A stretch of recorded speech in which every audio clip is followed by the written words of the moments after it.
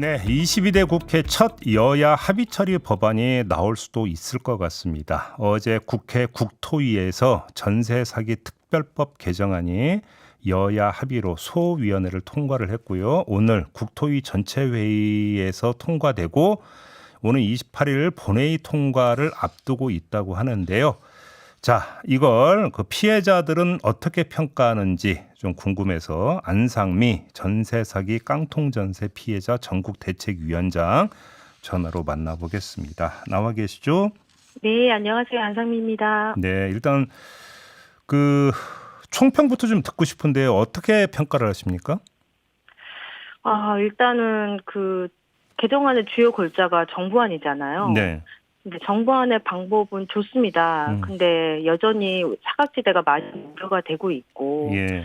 그다음에 최소 보장이 지금 빠져 있는 상황이라서 많이 아쉬워하는 것도 사실이고요. 이게 이제 하지만 또, 네. 애청자 여러분들 이해를 돕기 위해서 잠깐 그 내용을 설명을 해드리면 네네. 한국토지주택공사 LH가 그 주택을 경매로 매입을 한 다음에 네. 피해자에게 그 최대 10년간 무상 거주를 할 수 있게 해준다. 이게 지금 핵심이잖아요. 네네. 거기서 이제 또 낙찰가와 차액을 네. 보증금화해서 보장을 해주겠다. 네. 예, 이게 주요 골자인데. 네. 네네. 예, 계속 평가를 좀 계속 이어가 주신다면. 네. 그래서 여전히 이제 그렇게 됐을 경우에 정말 피해자들이 많이 구제가 될 것 같긴 하지만 예. 그렇지 못한 사각지대에 있는 피해자들에 대한 특별한 지원책은 또 없는 상황이라서 사각지대라면 예를 들면 어떤 거가 되는 걸까요? 지금 경매를 통해서 한다고 했기 때문에 예. 또 우려가 되는 것들이 권리관계가 복잡한 다중주택, 다가구 주택, 공동 담보가 있는 주택, 이런 주택들은 현실적으로 이게 빠른 시간 안에 경매가 이루어질 수 있을지를 또 많이 지금 우려를 하고 있는 상황이고요. 그렇죠. 그다음에 LH가 매입을 못하게 되는 주택 같은 경우는 공공임대로 갈 수 있다고는 하지만 네. 공공임대로 못 가는 피해자들도 있기 때문에 그들한테는 무엇보다도 얼마가 됐든 현금 지원, 그러니까 보증금을 되돌려받는 것이 가장 중요한 피해자들이 또 여전히 있거든요. 네. 네, 그들한테는 또 지원책이 안 될 수 있고 또 이제 시간이 굉장히 많이 지났잖아요. 그렇죠. 그래서 이미 경매가 종료돼 버린 피해자들 같은 경우는 소급이 또 안 되기 때문에 그분들은 또 사각지대로 남는.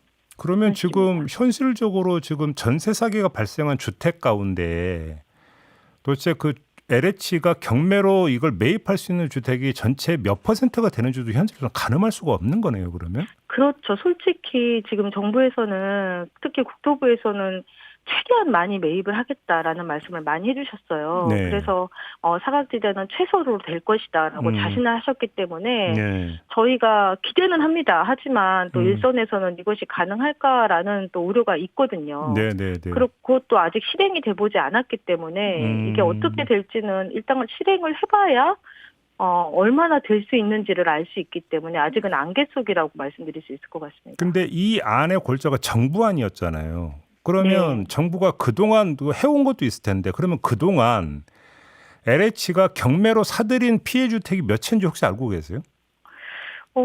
지난번까지는 한 채, 두 채 이렇게 얘기를 했었는데 예. 얼마 안 된 걸로만 지금 현재 알고 있는데 지금 보도를 보면 또 5채에 불과하다는 얘기도 있거든요. 그러니까 그렇게 못 샀던 이유가 예. 피해 주택이 불법 주택이 많습니다. 이 불법은 좀 소소한 것부터 큰 것까지 여러 가지로 다 불법이 요소가 많았고 특히나 LH에서 기존에 매입을 했던 주택들은 조건이 까다로웠어요. 그렇기 때문에 이 피해 주택들이 그 조건을 충족을 할 수가 없었던 거죠. 네, 근데 이제 정부 안으로 들어가면서는 이 불법도 모두 다 차겠다라는 입장이기 때문에 국토부에서는 이제 피해자들의 사각지대가 거의 없을 거야라는 주장이시거든요. 근데 이게 이제 현실적으로 될지 알겠습니다. 아무도 모르죠. 네. 그럼에도 불구하고 지금 여야 합의에 만약에 의미를 둔다면 네. 합의까지 가는 과정에서 혹시 그 대책위 쪽하고는 얘기를 좀 나눴어요? 여든 야든? 네. 야당은 여러 번 만나서 얘기를 했고요. 예. 네, 여당도 이번에 한번 만났습니다. 그래요?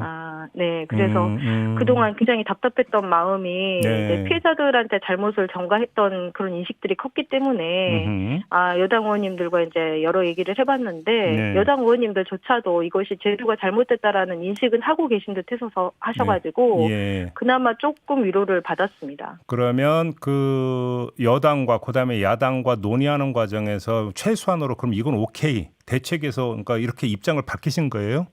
네네. 어느 정도는 밝혔는데 그래도 저희가 요구했던 것들은 좀 많이 못 들어갔죠. 그래요.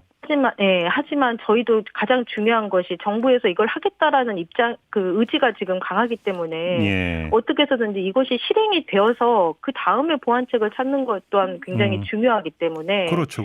네, 그래서 일단은 실행이 먼저다라는 게 또 피해자 입장이라서 예. 합의한 거에 대해서는 그래도 그나마 좀 안도를 알겠습니다. 합니다. 바로 그 지점인데 지금 여야가 입을 모아서 강조하고 있는 게 6개월마다 실태 조사를 해서 상임위에 보고를 하고 미진하면 제도 개선을 보완하도록 했다. 바로 요 지점인데요. 네네. 혹시 그러면 선제적으로 지금이라도 조금 더 그런 거 좀 검토했으면 좋겠다. 혹시 이런 게 있을까요? 아쉬운 점이라고 할 수 있는 것? 저희는 그냥 다른 최소 보장이라든지 이런 것들이 들어갔으면 좋겠고 네.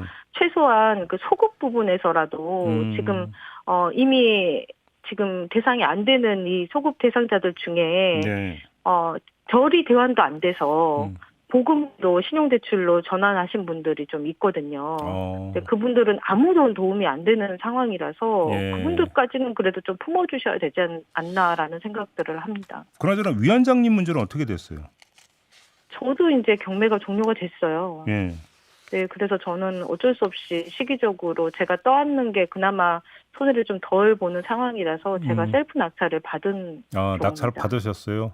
네. 그러면 그 자금은 어떻게 조달을 하세요? 지금 일단 처음에는 지인한테 빌려서 했다가 지금 대출이 심사가 거의 마무리되고 있는 상황입니다. 그래요. 그 네. 일전에 이제 저희하고 인터뷰할 때 이 공간이 지금 피해를 입은 공간인데 여기서 계속 살라고 하는 것은 좀 그렇지 않은 이런 말씀을 주신 적이 있었잖아요. 네, 맞습니다. 이 문제는 어떻게 봐야 될까요? 이게 이제 100% 이동의 자유가 보장이 되었다라고까지는 말씀을 드리기 어렵지만 네. 그래도 이제 국토부에서 뭐 다른 지역으로 갈 경우 다른 지역도 해줄게 아니면 이제 공공임대든 뭐 전세임대든 뭐 네. 여러 방향으로 해줄게라고 네. 말씀을 하셔서 예. 네, 기대는 하고 있습니다만은 이제 이게 현실적으로 진짜 잘 제약 없이 이루어질 수 있는지는 또 지켜봐야 될 것 같습니다. 알겠습니다. 아무튼 어제 이제 그 국토위 소위를 통과를 한 거고 네. 지금 관문 또 전체위도 통과를 해야 되고 뭐 본회의도 통과를 해야 되고 이런 관문이 몇 개 좀 남아 있어요. 뭐 이게 근데 네. 아무튼 이 합의가 그대로 유지가 돼서 본회의까지 통과, 그다음에 대통령 공포까지는 이루어진다고 봐도 되는 거겠죠? 아무래도 합의를 했으니까 네. 그런 것 같고요. 예. 어디 야당에서도 그렇게 그냥 순차적으로 가게 하려고 합의를 한 상황이니까 네. 그렇게 된다고 기대는 하고 있습니다. 그러니까요. 말 그대로 그러니까 최소한의 지금 그 합의 도출인 것 같은데 네. 그래도 좀 이건 뭐 이 합의를 봤다는 것 자체가 의미가 있는 거니까 좀 꼭 이게 네. 법안으로 공포가 돼서 좀 조금이라도 좀 도움이 됐으면 좋겠다. 이런 말씀을 좀 드리면서 오늘 인터뷰는 좀 마무리를 해야 될 것 같습니다. 위원장님 고맙습니다. 네, 감사합니다. 네, 안상미 전세 사기 깡통 전세 피해자 전국대책위원회 위원장이었습니다.